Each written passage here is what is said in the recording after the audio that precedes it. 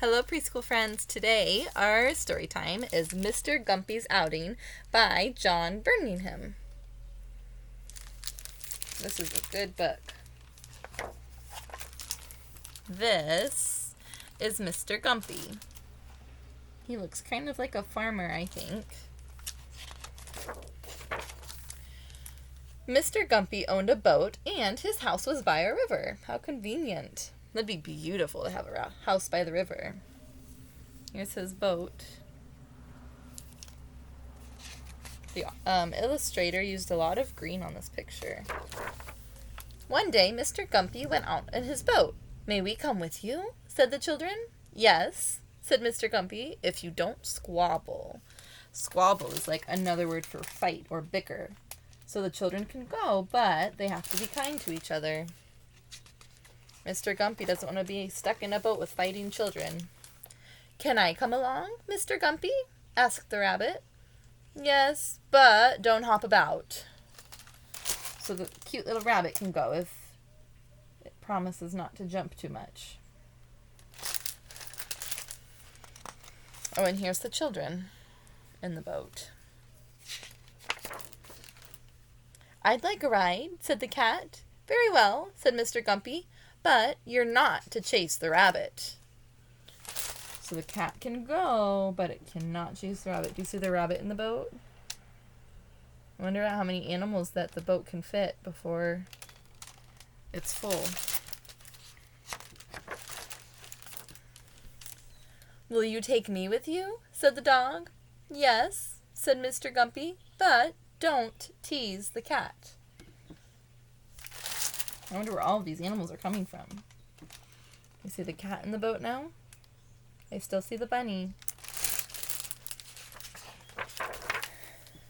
"May I come, please, Mr. Gumpy?" said the pig. "Very well, but don't muck about." So he doesn't want the pig wiggling around too much either. Let's see. You see all the animals in there still? Seems like they're getting along. The dog is kind of hard to tell, but it's right here. Right by the girl. "Have you a place for me?" said the sheep. "Yes, but don't keep bleeding." Bleating. That means like when a sheep says, "bah," that's bleating. Kind of sounds like bleeding, but it's not the same. "Can we come too?" said the chickens. "Yes, but don't flap," said Mr. Gumpy. That boat is getting awfully full.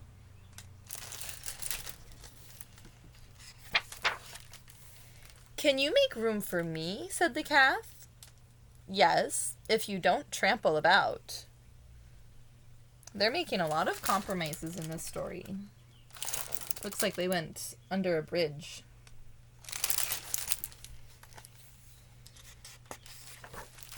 "May I join you, Mr. Gumpy?" said the goat. "Very well, but don't kick." That's an important rule for a boat, probably.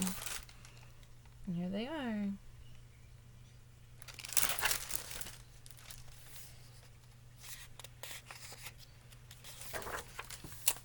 For a while, they all went along happily, but then the goat kicked, the calf trampled, the chickens flapped, the sheep bleated, the pig mucked about, the dog teased the cat chased the rabbit hopped, the children squabbled, the boat tipped,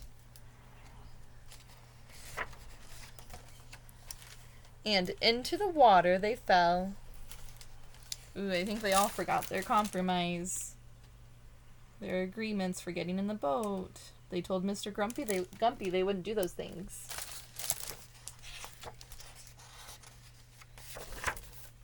Then Mr. Gumpy and the goat and the calf and the chickens and the sheep and the pig and the dog and the cat and the rabbit and the children all swam to the bank and climbed out to dry in the hot sun. "We'll walk home across the fields," said Mr. Gumpy. "It's time for tea." Lots of people were on that boat. Let's see. 1, 2, 3, 4, 5, 6, 7, 8, 9, 10, 11, 12, I think. 12 people and animals. Got one little tiny boat. Oh, look. They're having some food together. That's nice. Mr. Gumpy doesn't seem upset about the boat tipping. None of the animals seem upset about getting wet. How do you think this boat ride will go differently next time? Do you think next time they might remember their promises? And maybe they'll learn from what happened. That's why Mr. Gumpy was telling them all these things they couldn't do. Goodbye, said Mr. Gumpy. Come for a ride another day. And they're all leaving his house at nighttime in this picture. Well, I think they learned a valuable lesson in that book. I will read you guys another story time tomorrow. Love and miss you. Have a good evening.